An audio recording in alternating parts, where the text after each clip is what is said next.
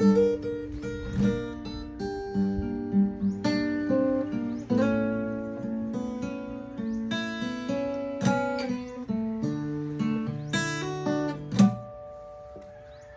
fingerstyle is komplikado yan siya mga master. Marami ang techniques na kailangan mong gagawin dyan.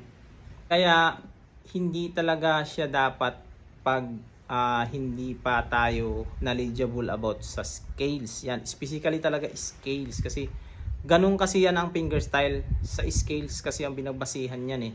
Ang melody kasi ng kanta is tumatakbo sa scales. Marami ang technique, tricks na kailangan mo na aralin at talagang matalas ang pandinig mo. May mga beginners na nag-start sila sa fingerstyle pero later on na-realize nila na pag diskarte pala na sarili mo, hindi mo na magawan. Kasi nakadepende lang tayo sa nakikita natin yan sa mga tutorials. Pero pag tayo na yung tatayo, kumbaga sarili na natin, hindi na natin kaya.